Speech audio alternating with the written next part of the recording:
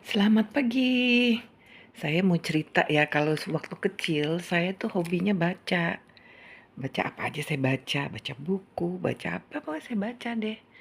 Terus apa yang terjadi?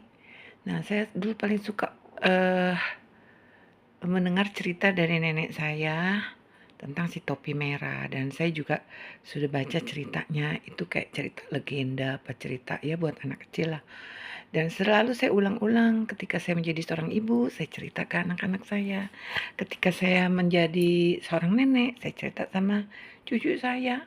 Padahal sih cuma cerita tentang si topi merah aja.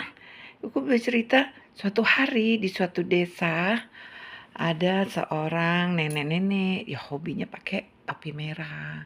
Kalau aku ini bukan topi merah ya. Aku pakai sekarang tuh topi warna krem. Jadi si nenek itu hobinya suka pergi ke hutan sama kakek, ngapain? Suka cari suka cari kayu untuk dibakar karena di rumahnya masih pakai kayu bakar. Dan suatu hari neneknya itu pulangnya kok lama banget, nggak sampai-sampai rumah. Karena si cucu tuh datang ke rumah mau cari neneknya.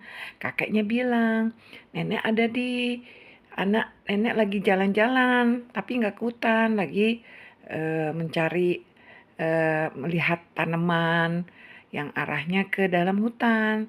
Kemudian apa yang terjadi? Si cucu, ayo kayak kita cari. Dan mereka berdua jalan-jalan mencari tempat yang biasa nenek tuh mencari pohon, melihat pemandangan, melihat tanaman dan sebagainya yang arahnya ke hutan.